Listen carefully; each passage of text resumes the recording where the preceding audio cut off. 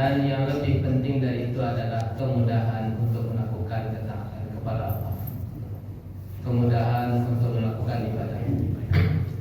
Semoga para hadirin ibadah tersebut bernilai pahala di sisi Allah Subhanahu wa Ta'ala. Kemudian salawat dan salam untuk Nabi kita Muhammad sallallahu alaihi wasallam.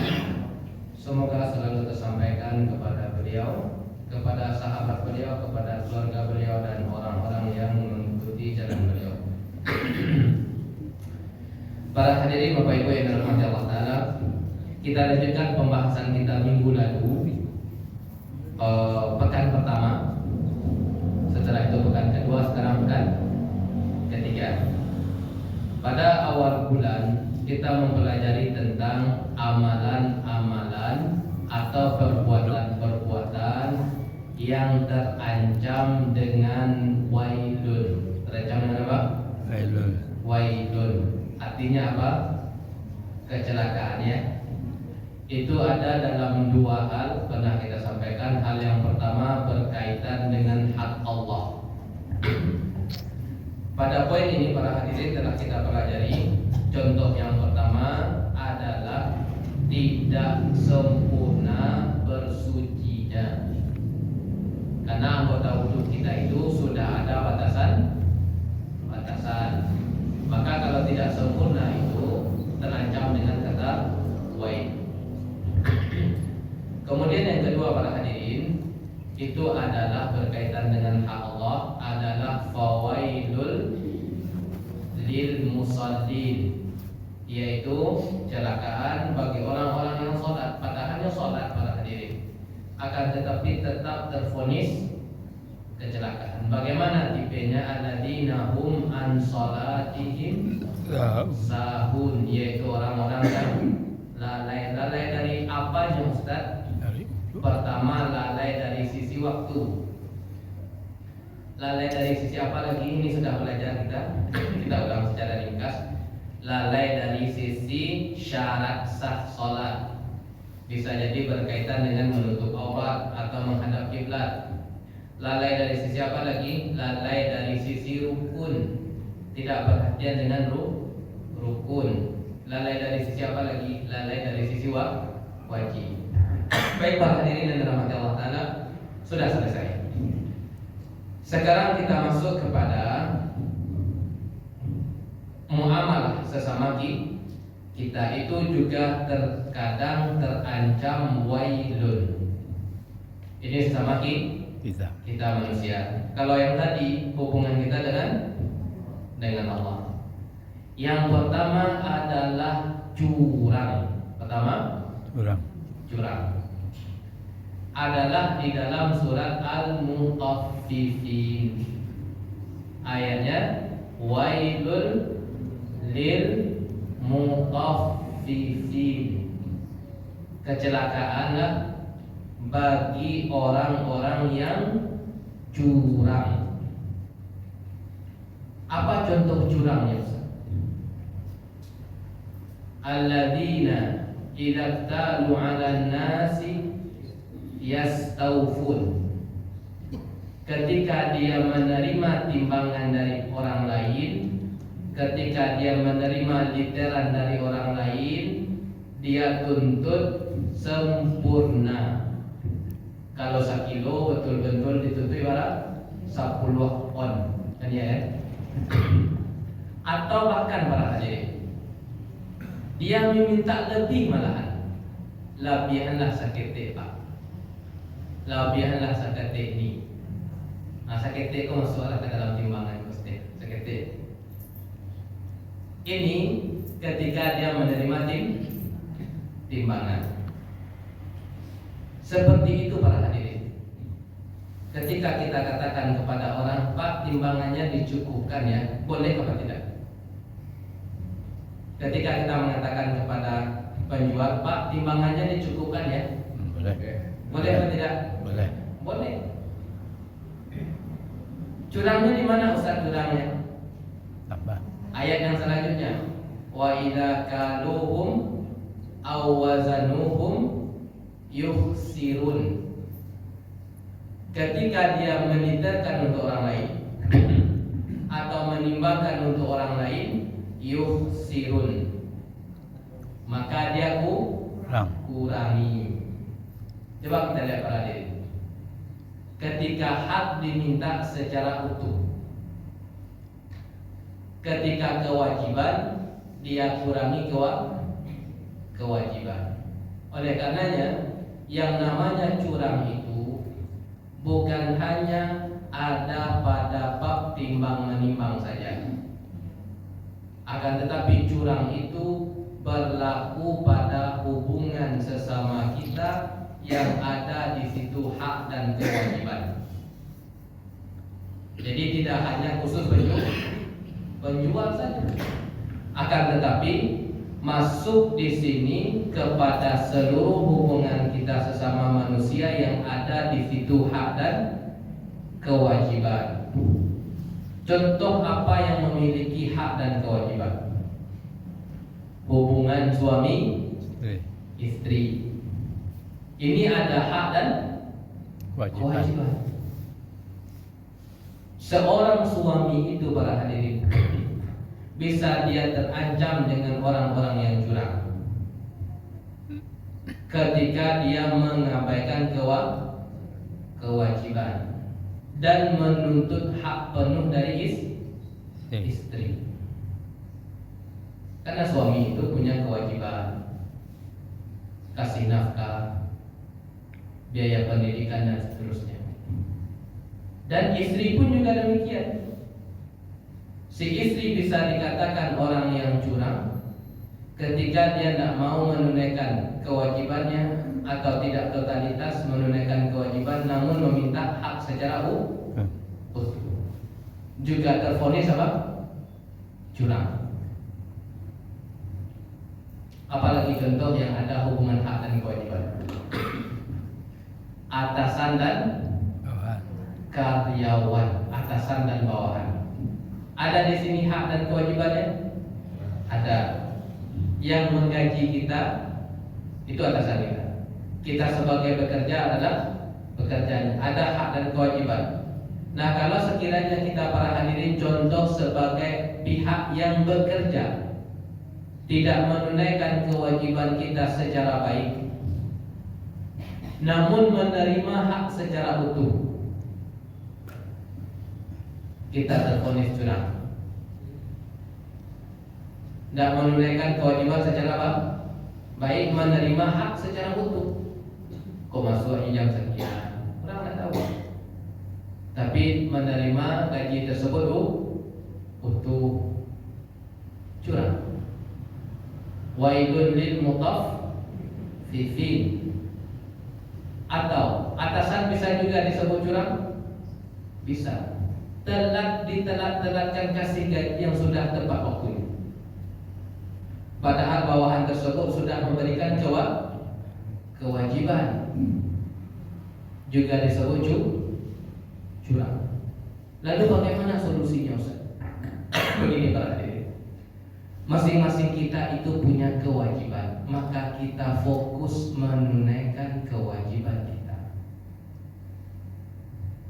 Ketika masing-masing kita telah fokus menunaikan kewajiban, maka insya Allah hak tersebut akan tersampaikan. Ketika suami tersebut menunaikan kewajibannya, maka istri akan menerima hak secara utuh. Ketika istri menunaikan kewajibannya, maka suami akan menerima hak secara utuh. Maka masing-masing kita fokusnya di mana? Kita maksimalkan dalam menunaikan kewajiban. Kewajiban kita saja yang kita tunaikan. Karena kita ditanya para hadirin dengan perbuatan kita, bukan perbuatan orang lain. Kiat yang kedua, bagaimana caranya agar lepas dari curang? Ayat yang selanjutnya, ingat-ingat adanya hari pembalasan, adanya hari kebangkitan. Allah katakan, ala yadhunnu ulaika annahum mab'utsun. Tidaklah mereka yakin bahwasanya di situ ada hari pembalasan. para hadirin, yang bisa membuat rem untuk kita terhadap perbuatan yang tidak baik, kita sadari kita akan dibalas. Kita akan dibalas. Kita akan dimintai pertanggung jawaban. Oleh karenanya inilah yang bisa memotivasi kita untuk taat. Ini yang bisa meminimalisir kita untuk melakukan keburukan. Saya ini akan dibangkitkan. Karena para hadirin sudah merupakan takdir dari Allah bahwasanya orang yang hidup pasti Allah takdirkan dengan kematian. Mau tak mau para hadirin, kita kan hidup sekarang, maka kita akan bertemu dengan takdir Allah yang namanya kematian. Mau tak mau, siap dan tak siap. Nah, orang yang mengalami kematian tersebut pasti akan bertemu dengan namanya hari kebangkitan. Dibangkitkan dari alam kubur. Dibangkitkan. Untuk mana dibangkitkan? Untuk melihat anan lawak karajuan dia di dunia. Ternyata para hadirin tidak hilang sio-sio perbuatan waktu itu terekam. Buruk atau elok takkan hilang sia-sia. Allah katakan, "Faman ya'mal mithqala dzarratin khairan yarahu." Barang siapa yang melakukan kebaikan sekecil apapun, yarahu, dia akan melihatnya. Ketaatan para hadirin sekecil apapun, ketahuilah itu tidak akan hilang sia-sia. Ditolong orang dulu di jalan, di tepi jalan, tidak akan hilang sio-sio. Ada nampak nan menghalangi jalan, subhanallah para hadirin. Kemudian kita anjaan, kita pisahkan, kita kesampingkan, tidak akan hilang sia-sia. Tidak akan hilang. Ada contohnya di sebuah contoh saja. Ada contohnya sampah sekitar contoh. Kemudian dibawa dikeluarkan sampah tersebut. Tidak akan hilang sia-sia. Karena kita dipepet terus oleh malaikat pencatat amal. Amal yang baik maupun amal yang buruk dipepet terus. Tidak lapis itu dari catatan malaikat. Wa may ya'mal mithqala dzarratin syarran yarahu. Barang siapa yang melakukan sekecil apapun keburukan, dia akan melihatnya. Keburukan yang dimaksud adalah keburukan yang tidak bertaubat darinya. Kalau keburukan yang sudah bertaubat darinya, maka ini dimaafkan oleh Allah Subhanahu wa taala. Para hadirin yang dirahmati Allah Subhanahu wa taala. Ala yadhunnu ulaika annahum mab'utsun. Kita dibangkitkan untuk mendapatkan apa yang telah kita lakukan sebenarnya. Liyaumin azim. Pada hari yang sangat dahsyat. Hari berbangkit, hari yang sangat dahsyat. Apa yang Allah bawa pada hari berbangkit tersebut? Kita dibangkitkan oleh Allah pertama kalinya seperti kita lahir. Berarti apa? Tak ada di situ Pak pakaian. Berarti apa? Tak ada di situ alas kaki. Berarti apa? Tidak disunat. Sebagaimana kita lahir, seperti itu juga kita dibangkitkan. Ada pernak-pernik dunia ya Ustaz? Tidak ada pernak-pernik dunia. Jangankan para hadirin, untuk hari berbangkit dimasukkan ke dalam kubur saja pernak-pernik di dunia tersebut telah dilepas dan dicabut. Yang ada cuma apa? Kain kafan yang membungkus tubuh kita, palingan tiga helai, cuma itu. Sisanya apa yang menemani? Sisa yang menemani amal awak. Syukur-syukur yang menemani itu adalah amal yang elok. Para hadirin dan dirahmati Allah Ta'ala.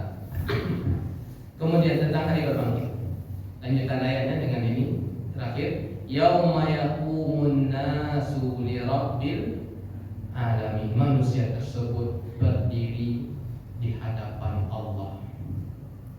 Para manusia berdiri di padang mahsyar 50.000 tahun, yang mana matahari tersebut didekatkan sedekat-dekatnya.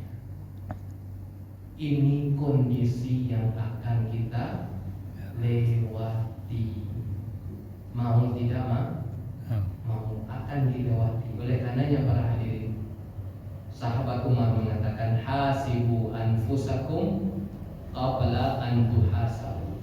Artinya, hisablah diri kalian dikana-kana di awak mengasaju ambu itu di dunia. Harus ada amalan yang akan menemani kita. Kalau sekiranya kosong saja para hadirin, maka kita rugi kita. Kosong modal masuk ke alam kubur, kosong modal bertemu di alam akhirat. Sehingga Allah katakan, fatazawwadu, berbekal kalian, berbekal. Apa bekal yang terbaik itu? Fa inna khairaz zadi taqwa. Karena sebaik-baik bekal yang kita siapkan itu adalah namanya ketakwaan, namanya ketaatan. Semua butuh bekal. Yang namanya perjalanan ini butuh bekal. Safar saja kita keluar kota butuh bekal. Nah, perjalanan di alam barzakh itu nak tanggung lamanya. Perjalanan di padang mahsyar nak tanggung lamanya. Maka kita di situ butuh bekal. Sekarang kita menabung bekal tersebut. Tabunglah sedikit demi sedikit, tabung sedikit, tabung sedikit, tabung sedikit. Yang ditabung itu para hadirin, usahakan yang elok-elok. Usahakan yang ditabung kok yang elok, usahakan yang ditabung. Jangan sampai kita menabung hal yang buruk, Pak. Memang kita tidak lepas dari perbuatan kesalahan, tak lepas kita. Tapi kalau sekiranya perbuatan itu telah kita lakukan berupa keburukan, cepat hapus, cepat bocorkan tabungan tersebut, cepat buang tabungan tersebut dengan cara taubat dan istighfar kita. Usahakan yang kita tabung apa? Nan elok. Orang-orang yang berusaha untuk menabung yang elok-elok para hadirin. Fa amma man thaqulat mawazinuhu fa huwa fi insyatir radiyah. Adapun orang-orang yang timbangan amal kebaikannya lebih berat, berarti yang dibawanya, yang ditabungnya yang elok, yang dipertahankannya yang elok. Fahuwa fihi syatiratiyah, maka dia berada dalam kehidupan yang Allah ridhoi. Bisa Ustaz untuk menabung yang elok? InsyaAllah jawabannya bisa ditabung. Kemudian jangan sampai bocor tabungan tersebut. Karena berarti tabungan kita ini berpeluang untuk bocor. Contoh nyata adalah curang. Curang itu penyebab tabungan amal kita bocor. Andai sakiranya wak menimbang dulu kurang timbangan 1 kilo menjadi 9,5 contoh. Kan sakit ya? 1 kilo atau menjadi 9. Para hadirin, kesalahan kita sesama manusia itu berat. Dia tidak akan tembus dengan ya Allah ampunilah dosa saya. Dia akan bisa tembus kalau kita minta maaf kepada yang bersangkutan, reportnya di situ. Termasuk apapun tadi, termasuk kesalahan lisan, ghibah atau masalah harta kah. Itu tidak akan bisa tembus dengan sholat kita. Tidak akan bisa tembus dengan ya Allah ampuni kesalahan saya, ya Allah, tidak akan bisa. Sampai kita kembalikan kepada yang bersangkutan. Reportnya itu, Ustaz, kamu kau jadi Ustaz. Ulangnya tak tahu itu. Dahulu adalah haratu kawan beritangan. Ulang tak tahu kamu apa. Baik. Sebagian ulama kata para hadirin, kalau tidak sampai kepada yang bersangkutan atau kepada ahli warisnya, maka sebagian ulama mengatakan perbanyaklah beramal soleh. Untuk ngapain? Untuk sebagai tebusan. Besok pasti dibalik para hadirin. Balasannya dengan apa? Dengan ketaatan dan amal. Berat sebagian pendapat ulama tadi, tidak bisa tembus kecuali diberikan kepada yang bersangkutan. Akan tetapi pendapat ulama yang lebih ringan, sebagian ulama ini insya Allah bisa kita amalkan. Adu para hadirin yang rasu-rasunya bermasalah adalah kaitan harta kawan di tangan awak. Cari orangnya tidak tahu sopo. Cari ahli warisnya tidak tahu sopo. Maka solusinya adalah sedekahkan atas nama yang bersangkutan. Ini solusi yang diharapkan. Sedekah ini kapan ini? Apabila orangnya tidak ada, satu, atau ahli warisnya tidak ada. Lah ada orang yang buku pada diri, rasanya atau lah di pundak awak hartonya, kok 10.000, kok 15.000. Segera dengan cara disedekahkan atas nama yang bersangkutan. Itu lebih ringan kita lakukan. Membalasnya dengan uang ketika kita hidup di atas dunia lebih ringan kita lakukan daripada dibalas dengan amal. Rugi wak, jangan sampai para hadirin kita membalik keburukan kita dengan amal. Rugi, jangan sampai. Kok ada kesalahan wak, minta maaf wak ke orang sebelumnya meninggal. Kok nyolah meninggal para hadirin, jangan sampai keburukan itu kita sebutkan. Kasih aku minta maaf ayolah meninggal. Orang yang telah meninggal keburukan tersebut ditutup. Yang kita bunyikan adalah kebaikan. Repotnya tersebut sampai minta maaf dah tertutup. Andai sekiranya orang hidup saja kita sebutkan keburukan, belum tentu kita bisa minta maaf. Apalagi kepada orang yang sudah meninggal. Disinilah pentingnya menjaga muamalah sesama manusia. Itu contoh yang pertama yang berkaitan dengan hak manusia. Wailul lil mutaffifin. Satu, kita berusaha untuk menjauhkan sifat curang. Dengan cara bagaimana? Yang pertama, fokus kita menunaikan kewajiban. Satu, kemudian ingat-ingat adanya hari berbangkit, kita akan dibalas. Para hadirin yang dirahmati Allah Ta'ala, contoh kedua muamalah yang ada kata wailnya lagi adalah di dalam surat Al-Ma'un tadi. Wa yamna'una ma'un. Artinya adalah tidak mau menahan pemberian. Apa maksudnya? Para ulama mengatakan wa yamna'unan ma'un itu adalah gambaran dari orang yang sangat bakhil sekali. Tidak mau memberikan pinjaman. Padahal yang datang kepada dia butuh satu. Yang kedua, pemilik itu sedang tidak membutuhkan. Contoh, datang orang ke rumah Pak, Pak pinjam galih Pak setengah lusin nanam ambo do tamu. Ambo do tamu. Kita jelas tidak membutuhkan gelas tersebut, tidak membutuhkan kita. Kemudian banyak alasan kita berada.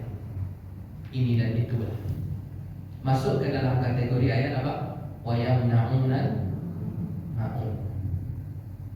Orang meminjam pilihan Pak, atau orang meminjam jaket kau, atau orang meminjam kendaraan kau. Udah, atau ini pinjamlah kendaraan ini sabanta anak ambo sakit.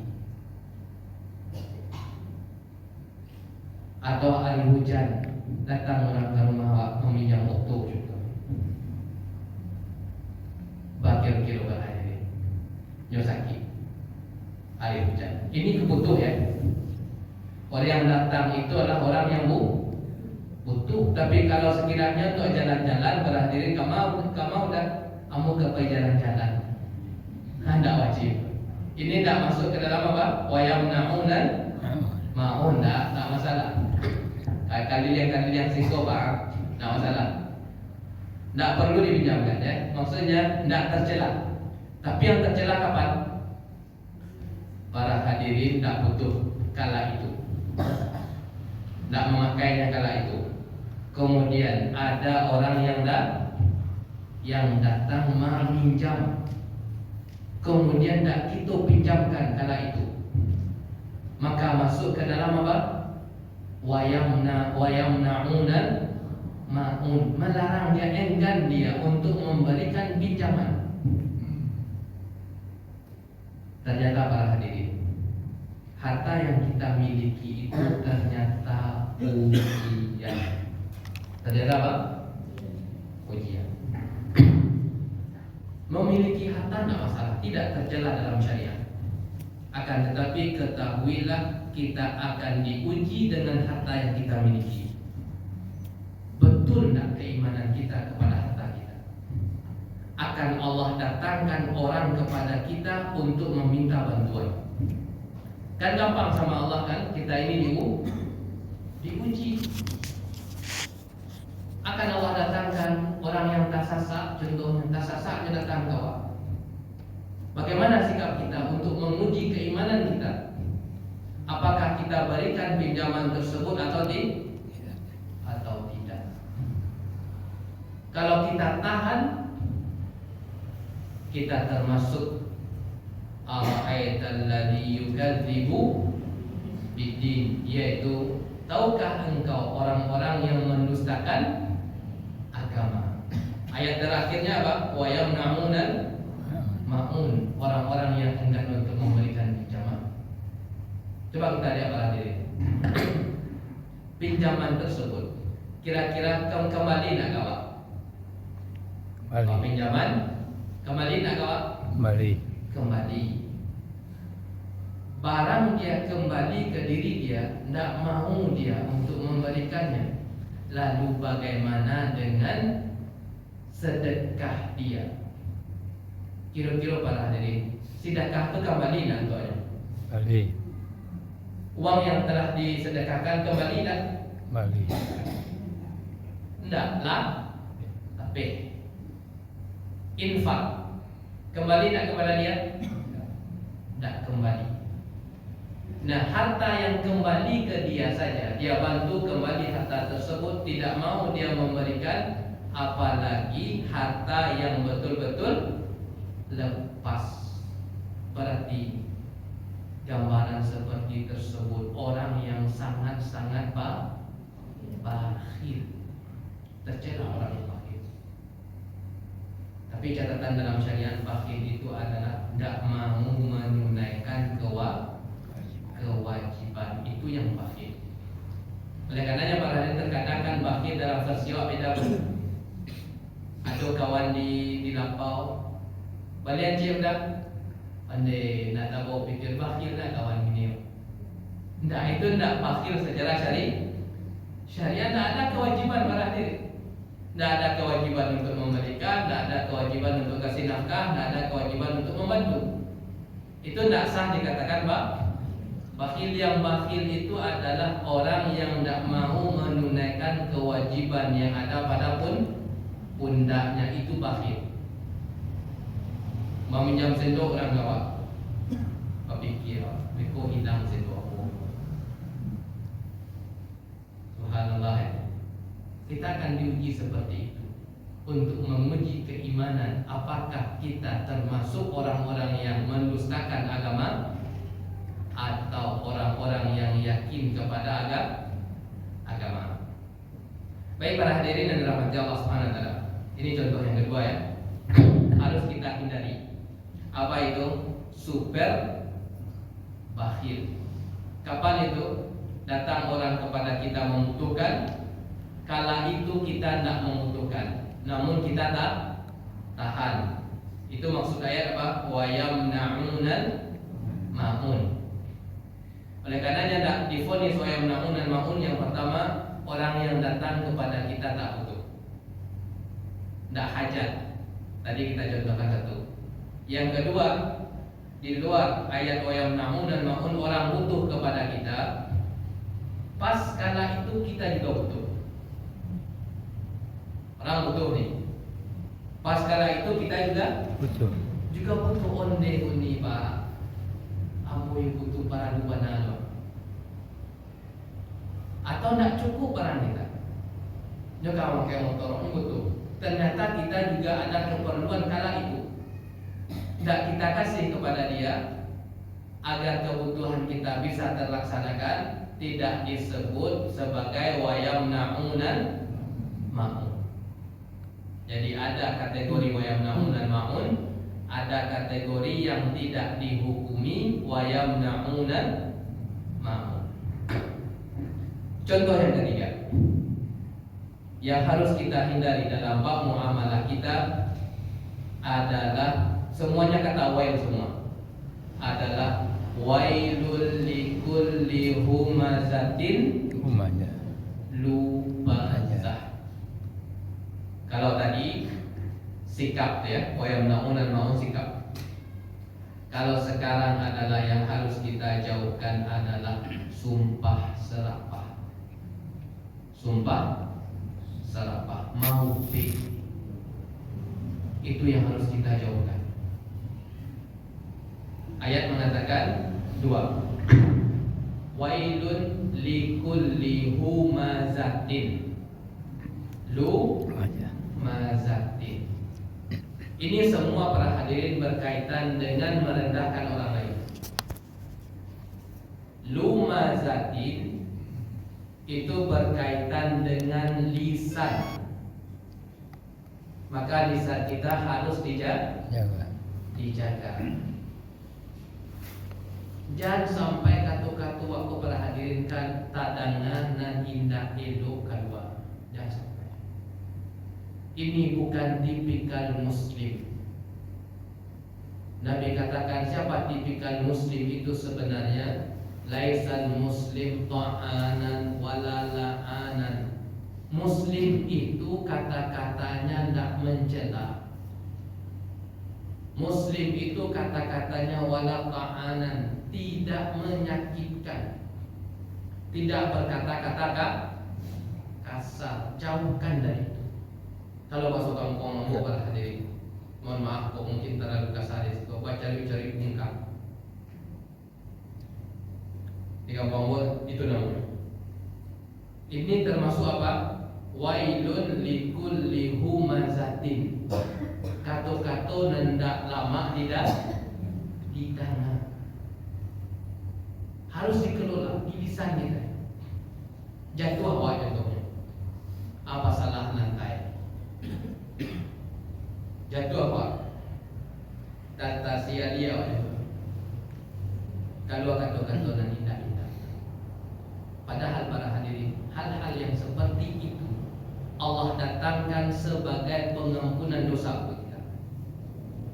Sehingga Nabi katakan apa? Hatta syaukatu fi rijlaiha, sampai-sampai duri yang para hadirin yang menusuk kaki awak itu bisa dijadikan sebagai sarana pengampunan dosa. Bisa. Kuado tidak lama dalam hati awak Nabi sampai dalam musibah apa ketahuilah itu sebenarnya Allah datangkan itu untuk mengampuni dosa. Kita ambil tak peluang itu agar dosa kita diampuni. Ustaz susah untuk sabar.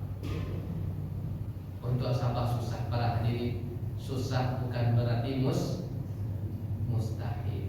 Tapi kita harus punya menanamkan komitmen. Gagal kini besok dicoba balik. Gagal yang kedua, yang ketiga dicoba balik. Sehingga Nabi katakan, man yatasabbar yusabbiruhullah. Ustaz, bagaimana kiat sabar itu Ustaz? Kiatnya kita yang mulai dulu para hadirin. Kita yang mulai melatih, baru dibantu oleh Allah menjadi orang yang sabar. Sehingga Nabi katakan man yatasabar, barang siapa yang berusaha untuk sabar. Berarti startnya dari siapa? Bisa. Dari kita ternyata startnya. Barang siapa yang berusaha untuk sabar. Ada usaha ini. Gagal padamu besok dicoba banyak untuk menjadi orang sabar. Gagal di kedua, besok dan ketiga dicoba banyak. Artinya jangan menyerah dengan kata-kata para hadirin. Jangan sampai seperti ini. Ambo tipe orang yang merdeka. Ambo tipe orang yang tak panyabar. Jangan angkat tangan dulu. Itulah angkat tangan namun tidak ada berjuang untuk sabar. Tapi berusaha dulu. Suatu waktu para hadirin, Nabi katakan yusabbiruhullah.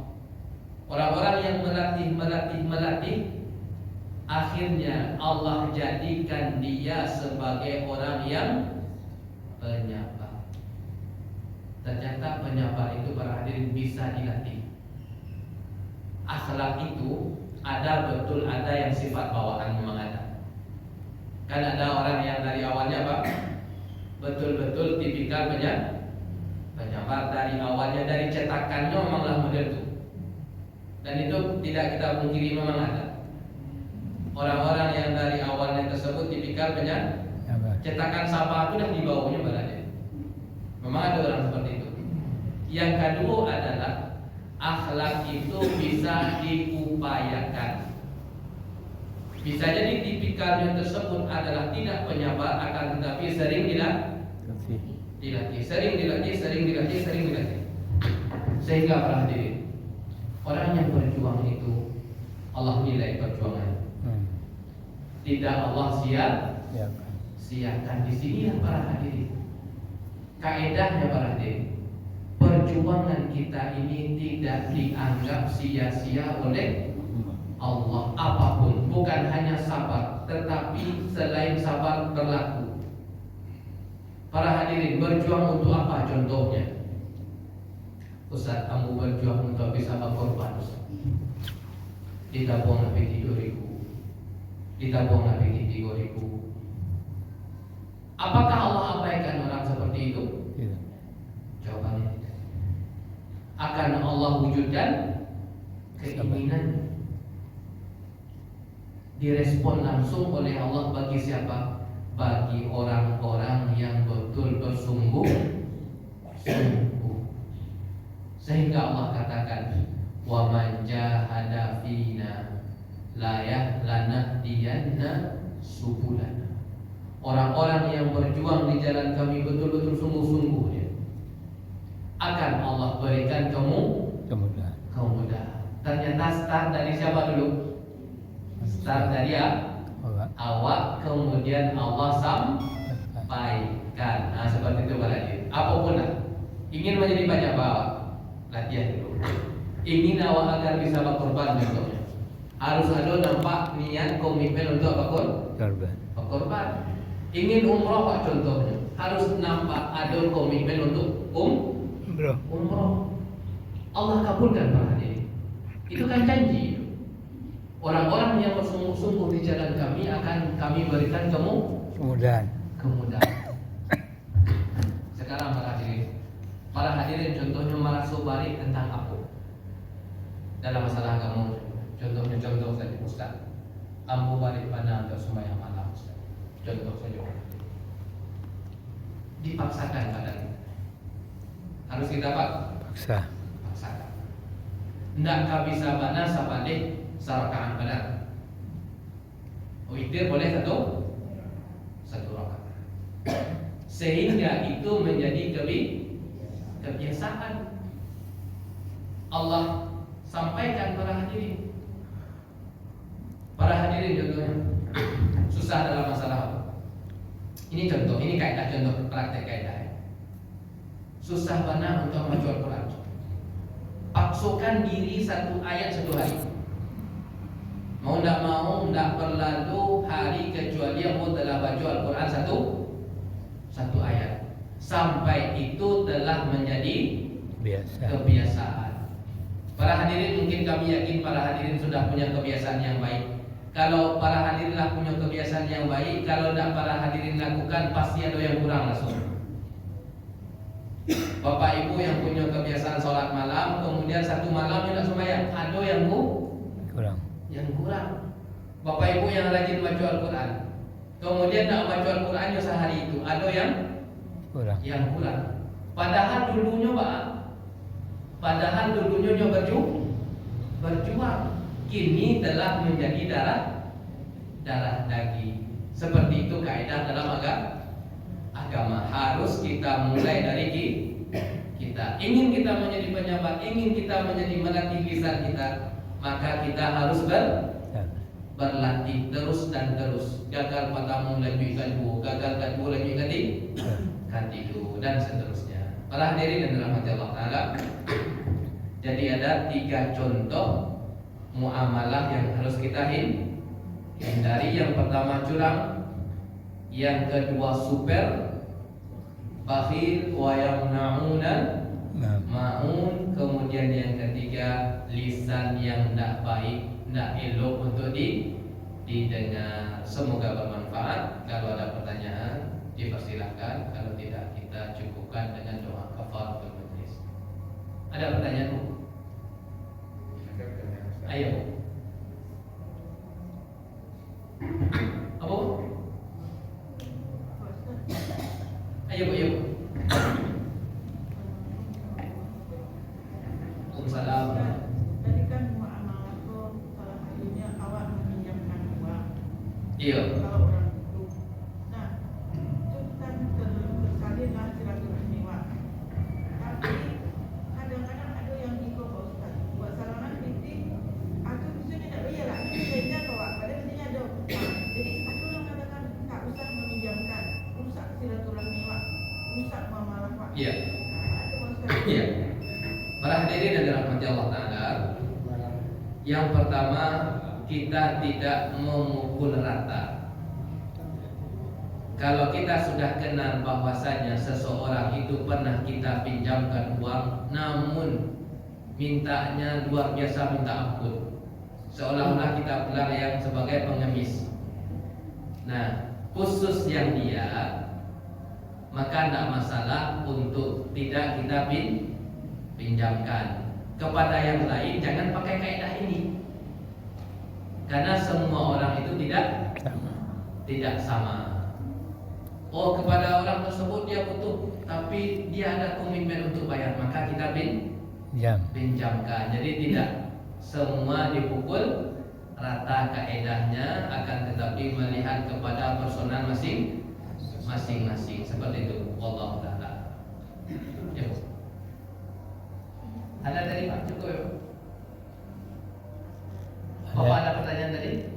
Ya enggak, Pak Ustaz, mungkin enggak sampai Iya. cuman sedikit ya. Sekarang ini kan sosial media itu contoh paling mudah mengejak seseorang.